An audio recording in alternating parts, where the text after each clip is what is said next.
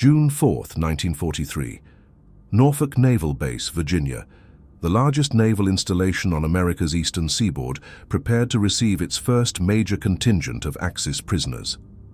Unteroffizier Hermann Butcher, a non-commissioned officer in Field Marshal Erwin Rommel's Afrika Korps, descended a gangplank after 14 days crossing the Atlantic aboard a troopship converted from merchant service. Naval records archived at the National Archives in College Park, Maryland, document the arrival of 2,500 Wehrmacht soldiers at Norfolk between June 2 and June 7, 1943. Butcher would later publish his observations in Hinter Stacheldraht, a memoir released by a West German publisher in 1952.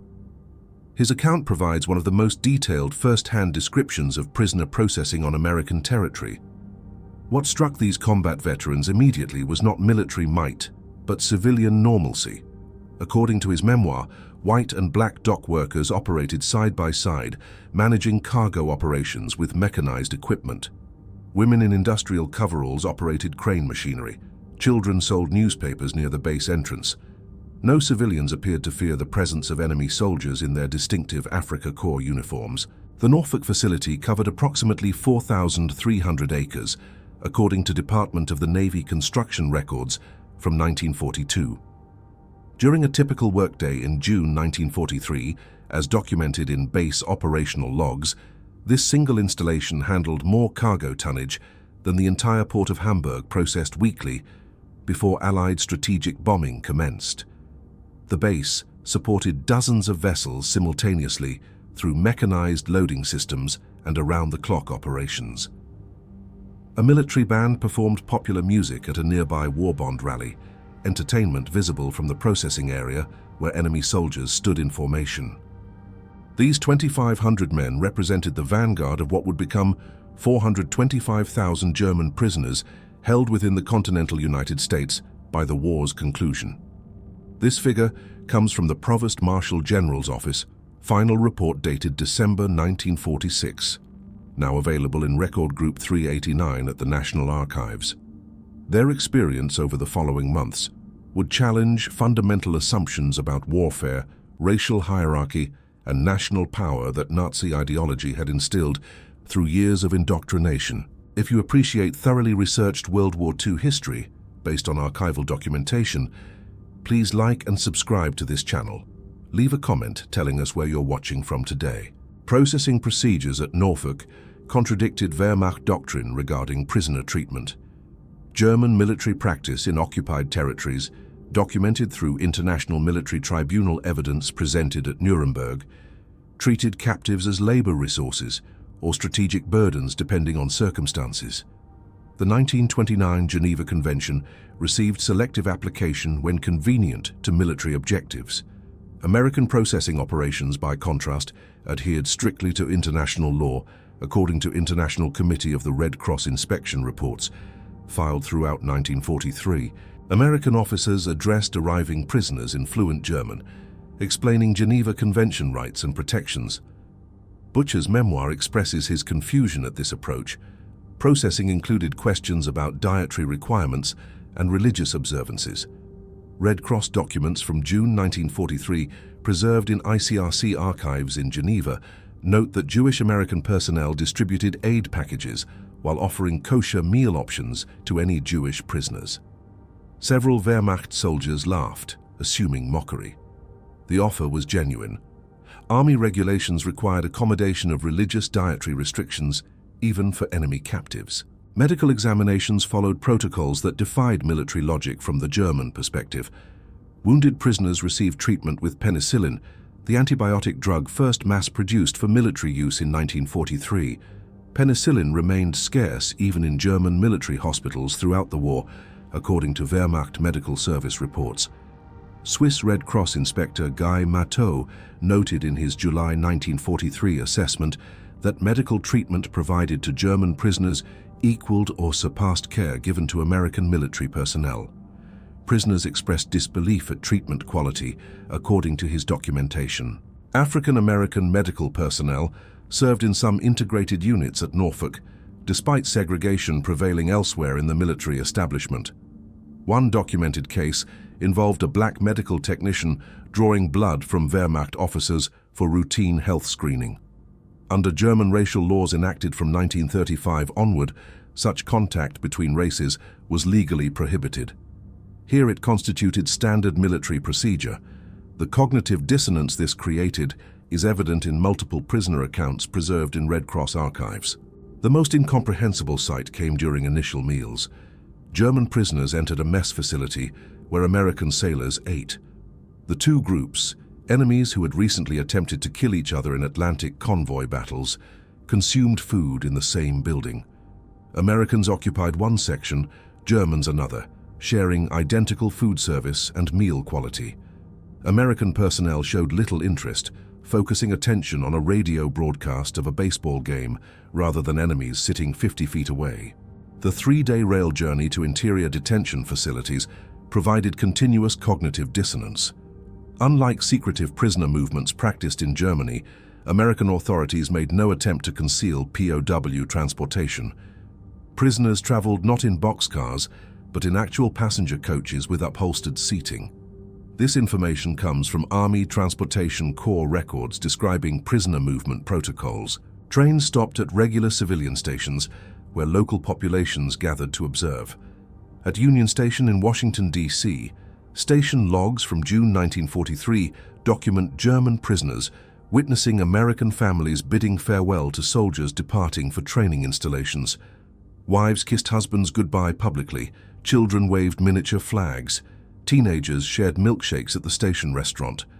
The identical platform hosted enemies and families, separated only by train car windows and guards, who appeared more interested in directing pedestrian traffic than monitoring captives. Trains passed through industrial zones that should have been camouflaged, concealed, or protected, according to German military doctrine. Instead, factories displayed corporate names in enormous letters visible from passing trains. The Glenn L. Martin aircraft manufacturing plant in Baltimore featured parking areas filled with workers' personal automobiles, all visible from rail lines. Prisoners could count B-26 Marauder medium bombers lined up for delivery. No attempt at concealment, no security measures, just American industrial output operating in plain sight of enemy observation.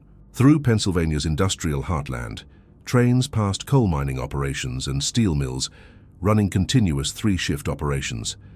Night skies glowed orange from blast furnaces that never ceased production.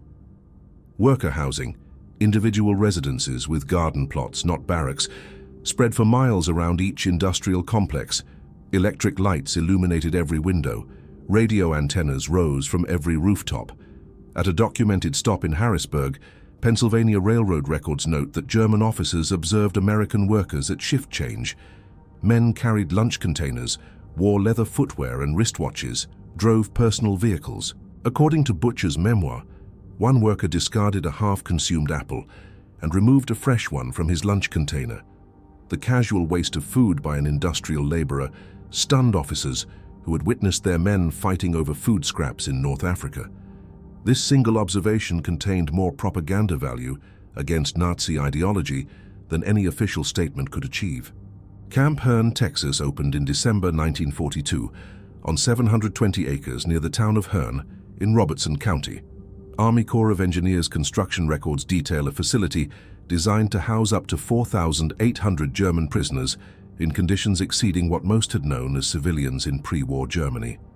The camp's infrastructure and operations are comprehensively documented in War Department files preserved at the National Archives. Physical infrastructure contradicted German expectations of prisoner treatment. Wooden barracks featured electric lighting, not oil lamps. Indoor plumbing included flush toilets and hot water heaters in each residential building. Individual beds with mattresses, bed linens, and blankets replaced the straw pallets common in European detention. Recreation halls contained ping-pong tables, musical instruments, and lending libraries.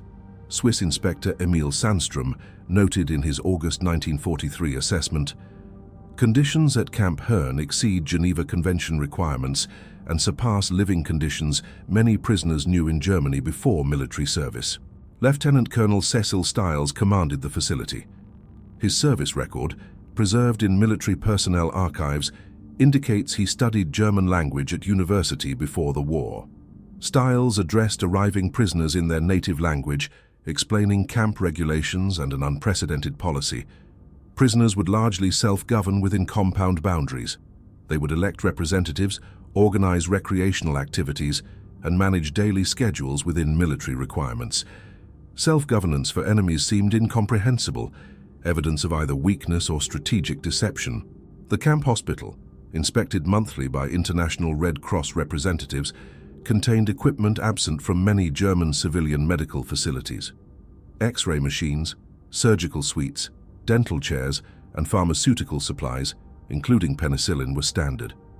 When prisoner Georg Geertner developed appendicitis in September 1943, he received surgery within hours performed by Captain William Calhoun, an army surgeon from Dallas, with German POW medical staff assisting. This case is documented in camp medical records. The camp canteen astounded prisoners most profoundly. This facility operated as a store where prisoners could purchase goods using scrip earned from voluntary labor. Cigarettes, chocolate, soap, writing materials, musical instruments, and art supplies were available for purchase.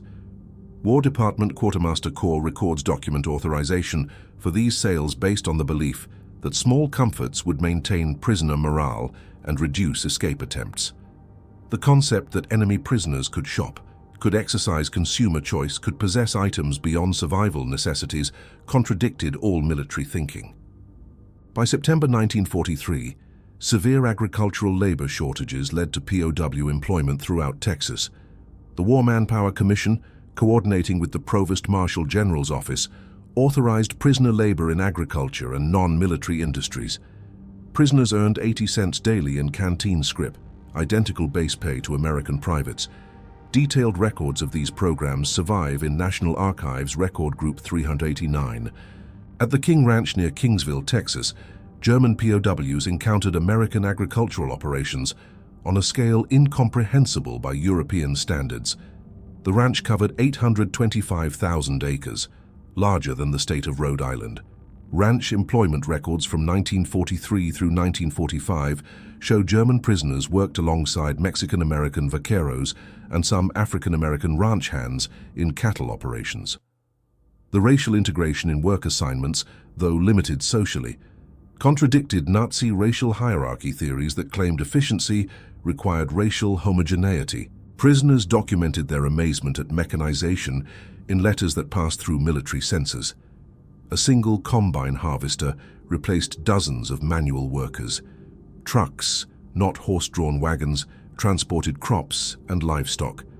The ranch employed small civilian aircraft to survey cattle herds and locate stray animals. Ranch foreman Richard Clayburgh Jr.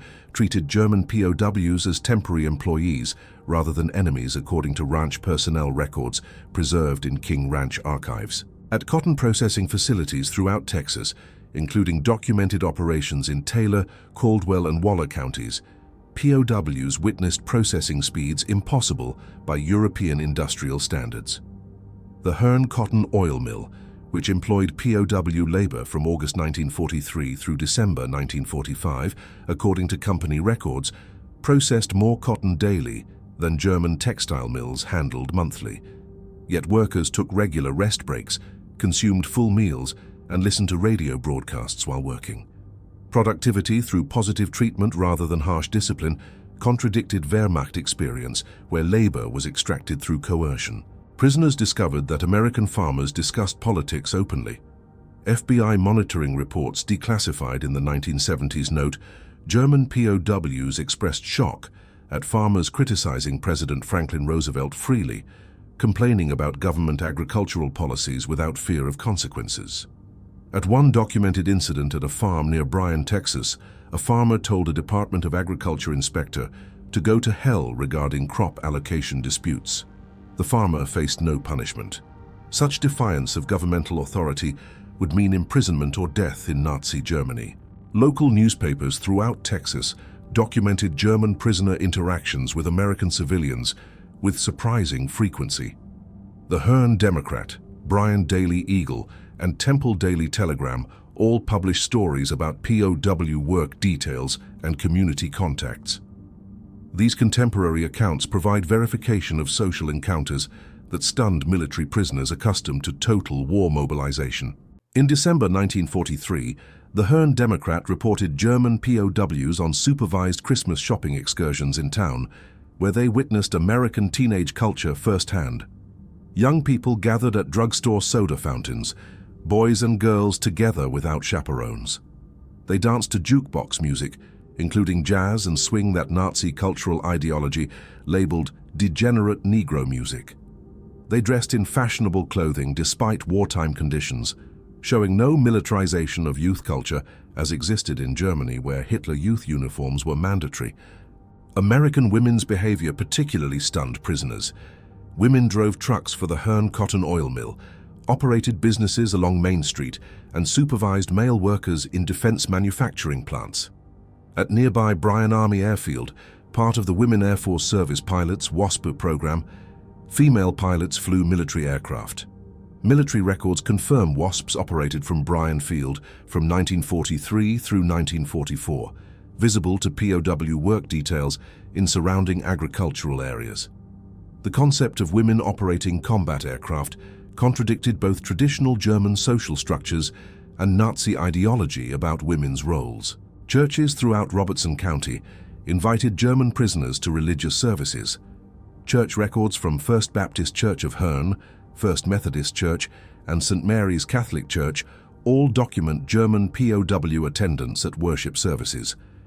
The December 24, 1943 edition of the Herne Democrat reported German prisoners attended Christmas Eve services at multiple churches, sitting among congregation members whose sons serve overseas. No incidents reported. The cognitive dissonance of worshipping alongside families whose sons fought Germans overseas affected many prisoners, according to chaplain reports. This religious inclusion demonstrated something incomprehensible to totalitarian minds. Americans could separate military necessity from personal hatred. They could fight Germans militarily while treating individual Germans with human dignity. This distinction between institutional enemies and individual humans contradicted the total war ideology that dominated Axis thinking. By early 1944, the Special Projects Division of the Provost Marshal General's Office had established sophisticated educational operations at Camp Herne. Declassified records from Record Group 389 reveal the extent of this covert re-education program, though prisoners knew it only as voluntary educational opportunities. The program's existence remained classified until documents were declassified decades after the war. The camp library, initially stocked with 500 books donated by Herne citizens, grew to over 5,000 volumes by August 1944. The American Library Association's Books for Prisoners program provided texts including works by German authors banned by the Nazi regime. Thomas Mann's The Magic Mountain, Erich Maria Remarque's All Quiet on the Western Front, and works by Jewish authors like Lion Feuchtwanger were available. A German POW could read books that would have meant death to possess in Nazi Germany, a fact not lost on more perceptive prisoners.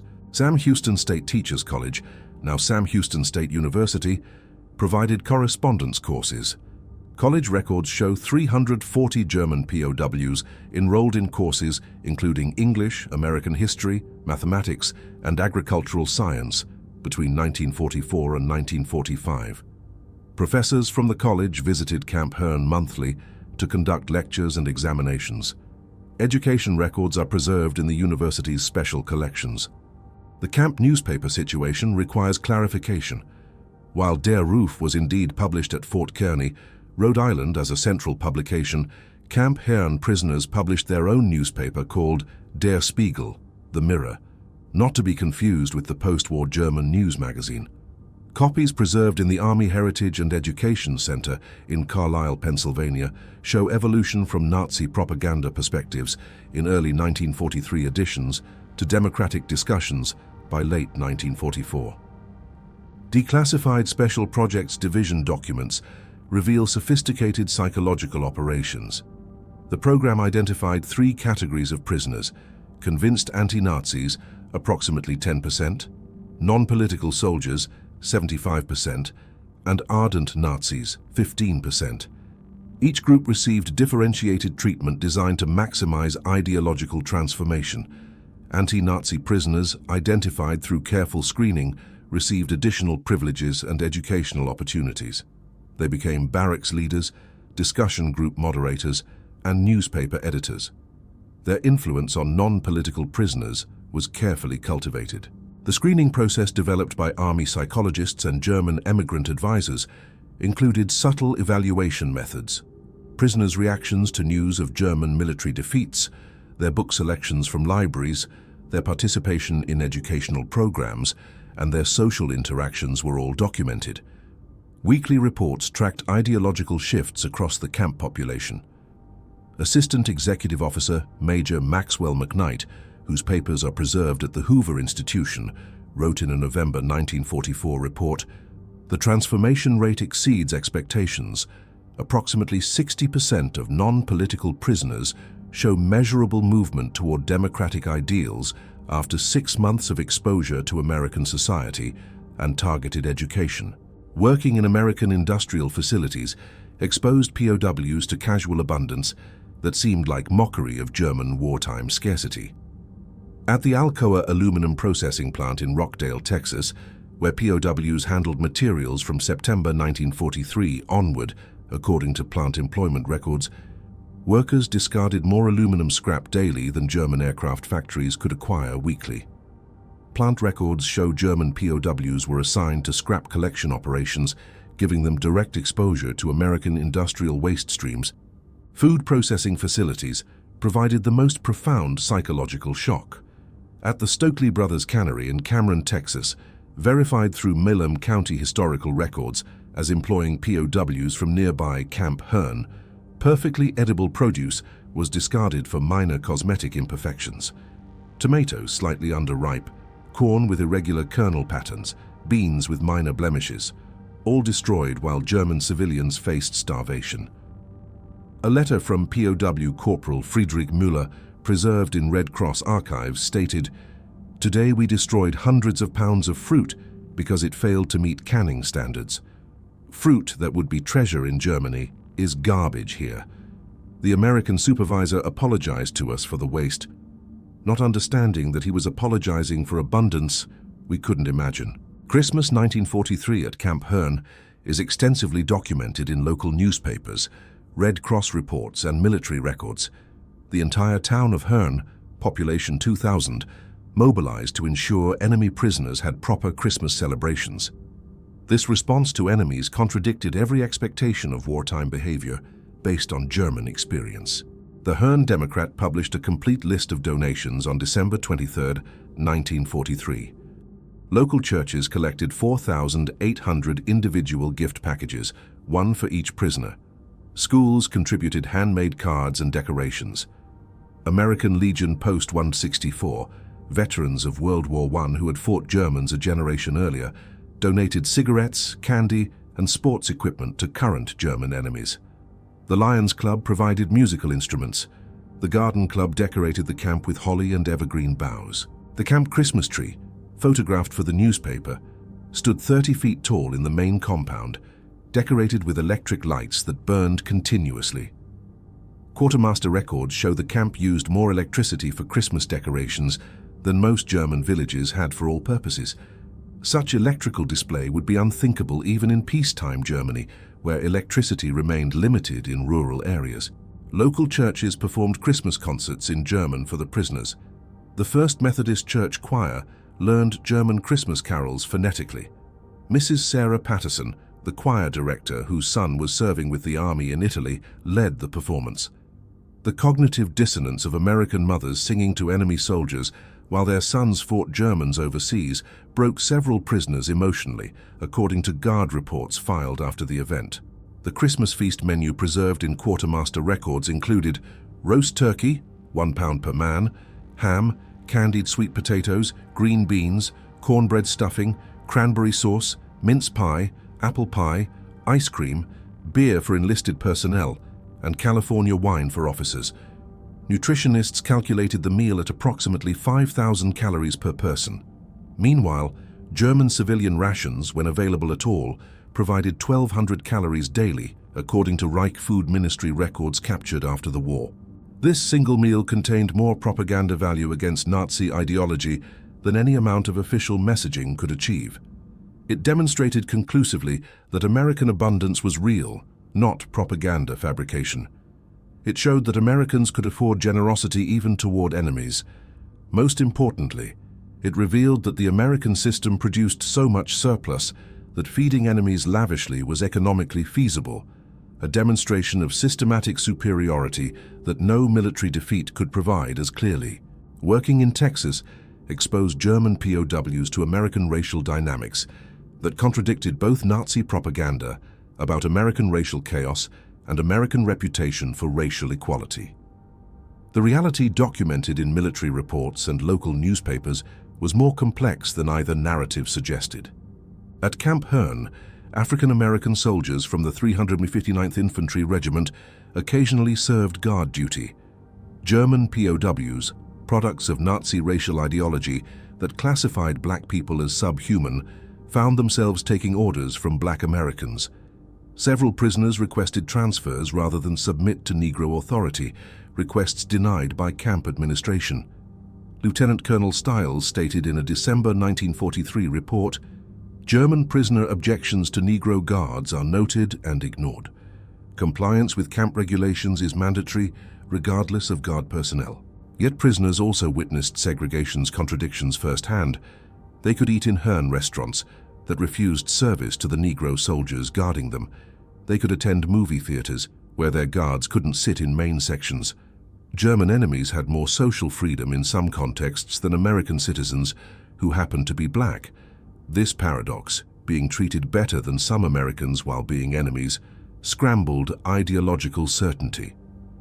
At agricultural worksites documented in Farm Security Administration records, prisoners worked alongside Mexican-American and Negro laborers. The efficiency of mixed-race work crews, when focused on tasks rather than racial composition, challenged Nazi theories about racial purity equaling productivity. German POWs picked cotton alongside black workers who consistently outperformed them, undermining assumptions of racial superiority through direct empirical evidence. The cognitive dissonance this created is evident in prisoner letters preserved in Red Cross archives. One NCO wrote, "We are taught that the Negro race is inferior, yet they outwork us in fields. We are taught they lack intelligence, yet they operate complex machinery. We are taught they are dangerous, yet they show us only kindness. Either our ideology is wrong or reality is wrong. Reality does not change." 3 well-documented cases illustrate the transformation of German POWs in America. Hermann Butcher arrived at Camp Hearn in June 1943 as a convinced Nazi Party member. His memoir describes gradual ideological collapse through accumulated observations that contradicted everything he had been taught. The turning point came Christmas 1943, when Hearn citizens gave presents to enemy prisoners. He wrote, "These people whose sons we had tried to kill gave us gifts.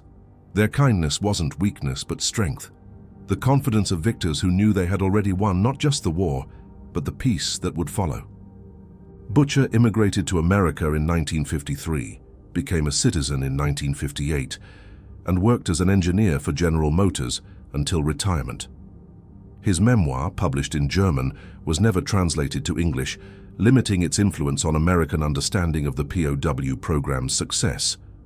Georg Gartner escaped from Camp Deming, New Mexico in September 1945, living under the assumed name Dennis Wiles for 40 years. Rather than fleeing the country, he chose to remain in America illegally, marrying an American woman, raising children, and working as a tennis instructor in California. When he finally surrendered in 1985 for a television documentary, he had been American longer than German. His story, documented in his autobiography, Hitler's Last Soldier in America, validates the transformative power of American society. The FBI investigation following his surrender revealed he had broken no laws except illegal entry. Reinhold Pabel escaped from Camp Ellis, Illinois in 1945, not from mistreatment, but from boredom and curiosity about American life.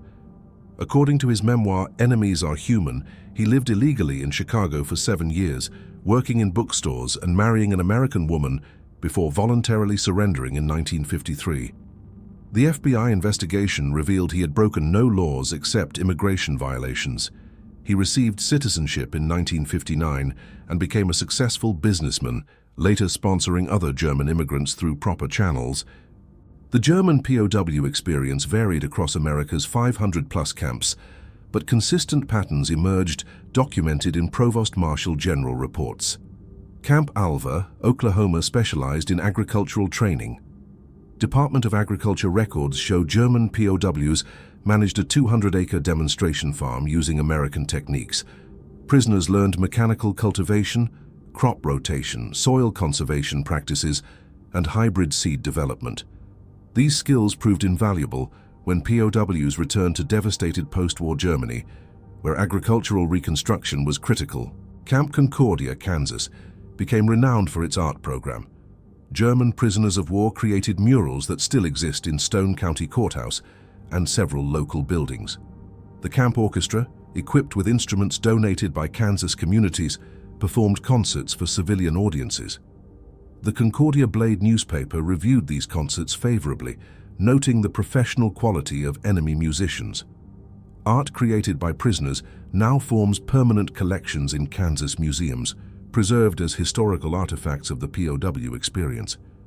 Camp Trinidad, Colorado, faced unique challenges with winter temperatures reaching -20 degrees Fahrenheit.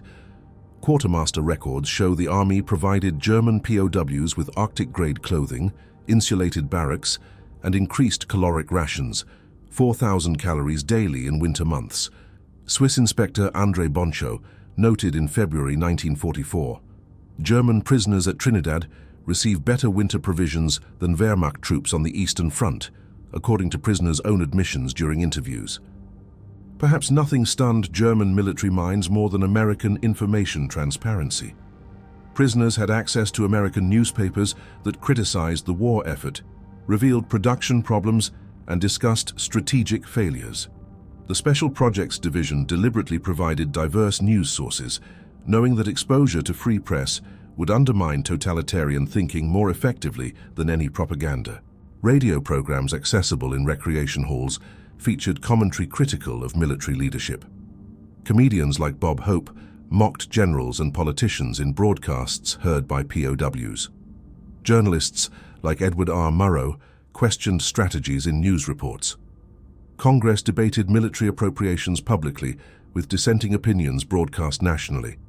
All of this was accessible to enemy prisoners, a demonstration of democratic confidence incomprehensible to totalitarian minds.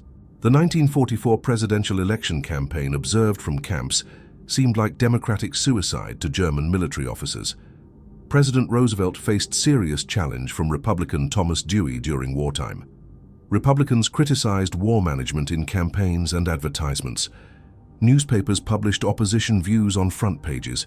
Political cartoons mocked the commander-in-chief in ways that would mean death in Nazi Germany. Yet the war effort continued, even strengthened. This demonstration of democracy's strength through discord rather than despite it fundamentally challenged authoritarian assumptions. International Committee of the Red Cross inspection reports available in ICRC archives in Geneva consistently rated American POW camps above Geneva Convention requirements. These neutral assessments provide crucial verification of camp conditions independent of both American military sources and prisoner accounts. Inspector Guy Matteau wrote in his August 1944 comprehensive report, American camps exceed treaty requirements in all categories. Food rations equal or surpass American military rations. Medical care is equivalent to American military hospitals. Educational and recreational opportunities exceed many American military training facilities. Specific inspection findings from Camp Hearn include caloric intake averaged 3,300 to 3,800 calories daily, exceeding the Geneva Convention requirement of 2,000 calories. Living space provided 40 square feet per man, exceeding the convention requirement of 27 square feet. Medical staff ratio was 1 doctor per 500 prisoners, exceeding the convention requirement of 1 per 1,000. Recreation facilities included organized sports, libraries and educational programs, far exceeding the Convention's requirement for adequate recreation. Inspector Emil Sandstrom compared American camps favorably to other Allied nations. His report stated, "Having inspected POW facilities in Canada, Britain, and Australia, I can state definitively that American camps provide superior conditions. The distinction is not just material but philosophical. Americans treat prisoners as temporarily displaced persons rather than enemies, a subtle but significant difference in approach." POWs working in American factories observed production methods that revolutionized their understanding of industrial efficiency. At the Lone Star Steel plant in Daingerfield, Texas, where POWs from Camp Hearn worked from 1944 through 1945, according to company employment records, monthly production exceeded the entire Ruhr Valley's annual output before Allied strategic bombing commenced. The secret wasn't just machinery, but motivation. Company records show workers competed for production bonuses, suggested efficiency improvements, and took pride in output quality. Charts displayed each shift's production like sports scores. Workers wore company identification pins, bought war bonds with overtime pay, and painted bomber names on steel designated for military use. Morale drove productivity more effectively than supervision or coercion, a lesson in human motivation that contradicted totalitarian assumptions about labor management. At Texas railroad yards where POWs loaded materials, the coordination astounded German logistics officers. The Missouri-Kansas-Texas Railroad employed POWs at its Smithville yard, where prisoners witnessed American logistics efficiency. Trains arrived on precise schedules coordinated across continental distances. Loading equipment operated continuously with minimal supervision. Telegraph and telephone systems coordinated nationwide transport without central planning committees. Capitalism was organizing itself for war production more efficiently than German state planning had achieved. Empirical evidence against economic theories underlying Nazi ideology. As Germany collapsed in spring 1945, American authorities prepared prisoners for return to a destroyed homeland. This preparation, documented in occupation planning records, exceeded simple repatriation logistics. The War Department initiated Project Paperclip for recruiting scientists, but also broader programs preparing POWs to rebuild democratic Germany. Courses in civil administration prepared POWs for managing destroyed cities where infrastructure had collapsed. Agricultural training emphasized feeding starving populations using American techniques adaptable to German conditions. Medical personnel learned public health procedures for epidemic prevention in populations facing malnutrition and disease. Engineers studied infrastructure reconstruction methods. The Special Projects Division identified potential democratic leaders among prisoners, providing additional training in governance and administration. The scope of preparation is documented in Provost Marshal General reports. By May 1945, 31,000 prisoners enrolled in vocational training programs, 18,000 studying English language, 12,000 in agricultural programs, 8,500 in technical courses, 6,200 in business administration. These statistics demonstrate systematic preparation for post-war reconstruction rather than simple detention pending repatriation. Future Marshall Plan concepts were explained to prisoners before public announcement. State Department officials visited camps explaining American intentions to rebuild rather than punish Germany. Generosity incomprehensible from Victor to vanquish that shattered final remnants of Nazi ideology about racial struggle and survival of the fittest. Statistical analysis documents the transformation's scope using Provost Marshal General Office final reports. Of 425,000 German POWs held in America, only 2,222 escape attempts occurred, a rate of 0.52%. Only 54 successful escapes lasting more than 30 days were recorded, 0.01% of total prisoners. These rates compare favorably to POW camps operated by other Allied nations, according to comparative studies. Sabotage incidents totaled 7 confirmed cases, 0.001%. Work refusals numbered 178 documented incidents, 0.04%. voluntary labor participation reached 87% of eligible prisoners, exceeding rates in British and Canadian camps. These statistics suggest that treatment quality directly correlated with prisoner cooperation, a conclusion supported by contemporary analyses. Post-war surveys conducted by American occupation authorities in Germany found 74% of returned POWs held favorable views of American democracy. 61% supported Marshall Plan aid when announced. 55% advocated German-American alliance. 38% expressed desire to immigrate to America. 23% maintained correspondence with American families. These attitudes contrasted sharply with POWs held by other Allied nations. Immigration records show 5,000 former POWs legally immigrated to America in the 1950s. Naturalization records indicate 92% became citizens within the eligible time frame. Their American success rate measured by employment, home ownership, and absence of criminal records exceeded general immigrant populations, suggesting the POW experience provided effective preparation for American society. The influence of returned POWs on West German reconstruction is documented in occupation records and German federal archives. Former POWs occupied significant positions in the new democracy with disproportionate frequency. 48 became Bundestag members in the first 2 decades of the Federal Republic. 312 served as mayors or city councillors. 1,847 worked in agricultural modernization programs, implementing American techniques. 2,341 taught in reconstituted schools, promoting democratic values. 4,165 managed businesses using American management methods.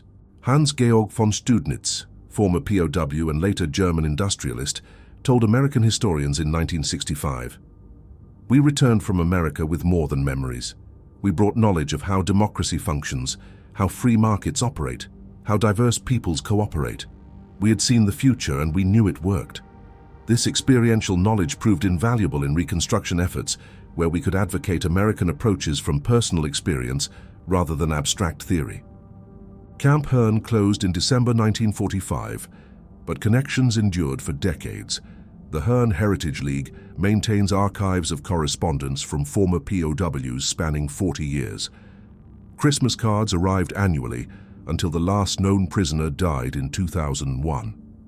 These letters document sustained transformation rather than temporary influence, evidence that the experience created lasting attitudinal changes rather than superficial conformity during captivity. In 1984, the 40th anniversary of D-Day, 50 former Camp Hearn POWs returned to Texas for a reunion. The Hearn Democrat covered the event extensively with photographs and interviews. Former enemies embraced former guards. Wehrmacht veterans placed flowers at the American Legion Memorial honoring American war dead. Fritz Zimmermann, speaking for the group, said, "We came as enemies believing in racial superiority and national destiny. We left as friends understanding that democracy's chaos is its strength, that diversity creates rather than weakens unity. America defeated us militarily, but conquered us through humanity."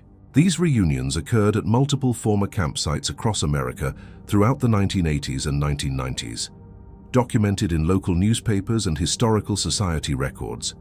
The consistent theme across these gatherings was gratitude for treatment that transformed enemies into advocates for democratic values and German-American friendship. Historians have extensively documented the German POW experience in America using archival sources, interviews, and government records.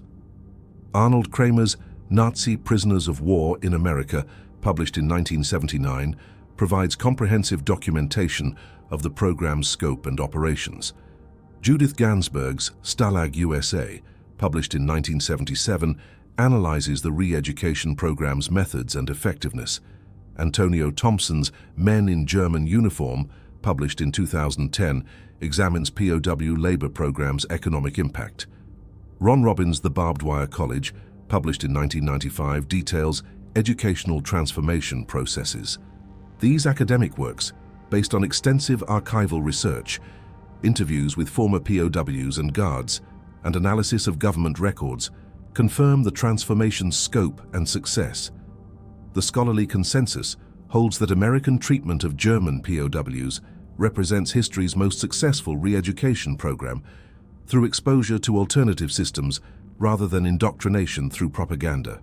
The program succeeded not by forcing ideology on prisoners, but by allowing them to observe American society functioning in ways that contradicted everything they had been taught. Democracy's apparent chaos produced superior results. Racial diversity, despite problems, generated innovation and productivity. Women's participation enhanced rather than weakened society. Free press strengthened rather than undermined national unity. These observations, accumulated over months of exposure, accomplished what military defeat alone couldn't achieve: complete ideological transformation based on empirical evidence rather than propaganda. The German POWs who reached America between 1943 and 1946 witnessed scenes that seemed impossible according to their worldview. Every casual freedom, every small kindness, every puzzling generosity accumulated into ideological transformation that shaped post-war history. They expected to find a weak, divided nation on the verge of racial collapse and economic chaos, as Nazi propaganda claimed. Instead, they discovered a society so confident it could afford mercy to enemies, so productive it could waste food casually, so secure it could allow dissent even during existential conflict. The transformation wasn't accomplished through propaganda, but through reality. German POWs observed democracy functioning through apparent chaos. They witnessed racial integration progressing despite segregation's continuation. They watched women exercising authority while maintaining femininity. They experienced enemies becoming friends through simple humanity. These observations, mundane to Americans, but revolutionary to products of totalitarianism, accomplished what military defeat alone couldn't achieve: complete ideological transformation based on empirical evidence. POWs didn't just witness American power, they experienced American values. They didn't just observe democracy, they participated in it through camp self-governance.